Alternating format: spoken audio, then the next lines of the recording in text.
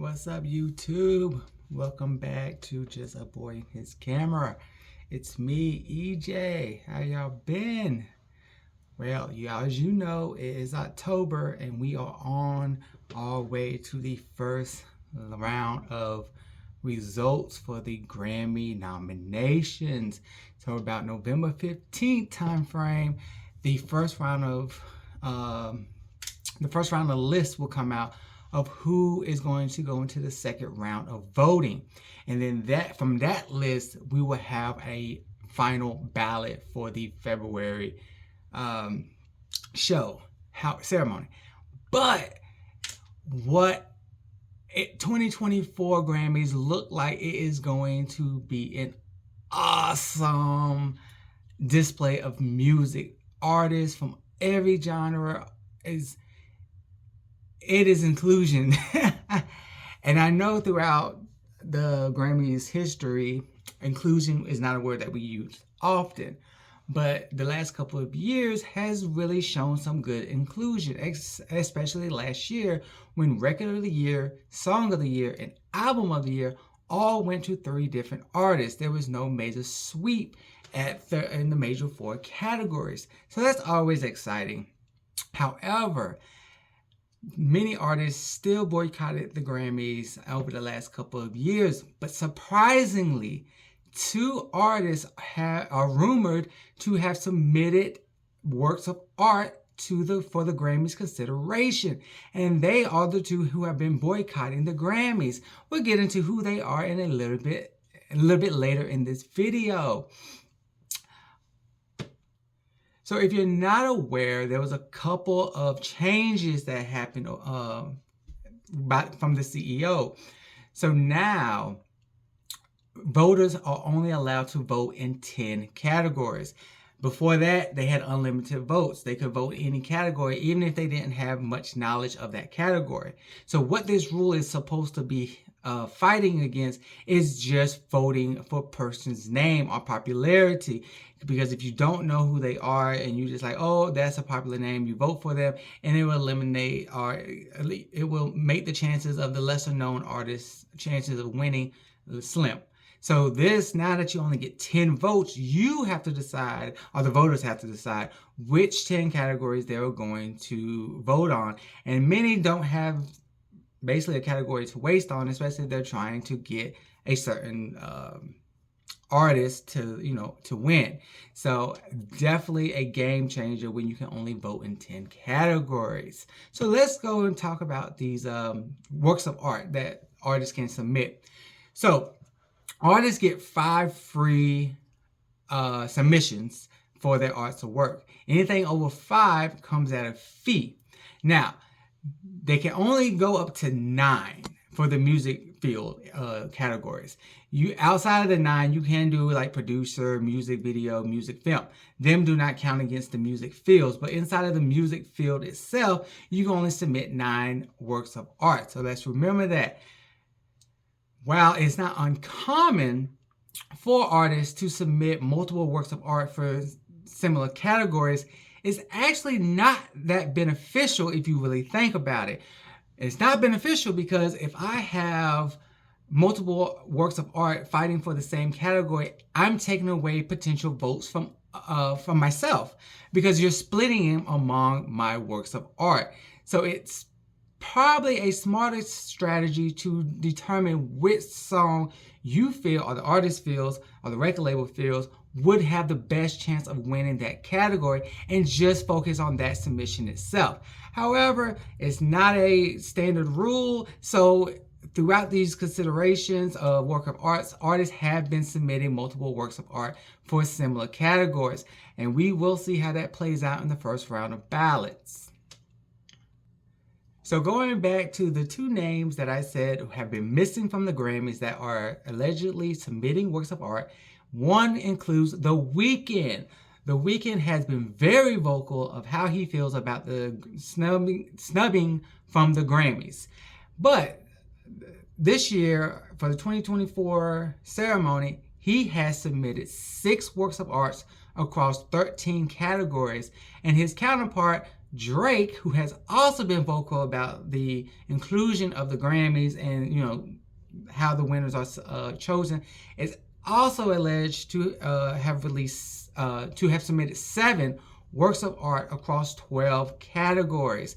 This is very interesting. They have been absent from the ballot. So with them being added back to the ballot potentially, let's see how this shapes up the nominations. That's when we start to head to the first round. Will they actually make the first round cuts? We shall see about November 15th. So there is one very popular genre of music that has submitted many artists have submitted works of art for, and it's the rap hip hop artists. They have the potential to be running the Grammys for 2024. I would not be shocked to see them in almost every single music category that allows their type of music to be nominated in. So yes, the hip hop artists are definitely running things. From Nicki Minaj to Megan Thee Stallion, Cardi B, Travis Scott, Lil Uzi Vert, Drake, Kendrick Lamar. There's so many. Ice Spice. They are submitting multiple arts of work. Matter of fact, speaking of arts of work, let's break down how many have submitted what. So, because TikTok can make your old song famous again or relevant again, both Miguel and Ariana Grande have submitted their old works of art for a live performance category. Miguel submitted Sure Thing and Ariana Grande submitted Honeymoon Avenue. Let's see if they can make it past the first round of voting. So while some artists are betting on 1 or 2 submissions like Shania Twain, Shakira, Toni Braxton, Ryan Gosling from the Barbie movie. Yes, he's trying his luck in one of the pop categories. Toe Love, Pharrell Williams. They all submitted small works of 1 or 2 works of art to 1 or 2 categories.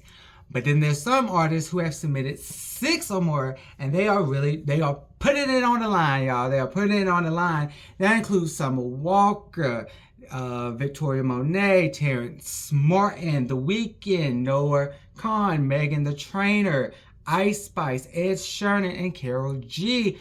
They are all submitted more than 6 works of art. But then there's even more artists who said, I'm betting it all. I'm putting it all on the line and I'm taking it to the max. Give me all 9 of my submissions. And they include SZA, Nicki Minaj, Metro Boomin, Lil Uzi Vert, John Basty, Dolly Parton, Dolly, come on Dolly, Bradley Carlisle, 21 Savage, and Travis Scott. Matter of fact, Travis Scott submitted 11 categories because he submitted for Producer of the Year and Music Video, which do not count towards the music film, like I said earlier. So he has the max submissions right now for considerations. So let's see how he plays out when the ballots start to come out. And don't count the legends out either. The legends have also come out to submit works of art. You have Smokey Robinson, Tanya Tucker, the Rolling Stones, the Red Hot Chili Peppers, Nas, and Madonna even submitted Vulgar in just 1 category. Is she going to make the final ballot? Come on, Madonna. Now, on the strategic end, the woman's name that's been on everybody's mouth is Taylor Swift. And strategically, she only submitted 3 works of art.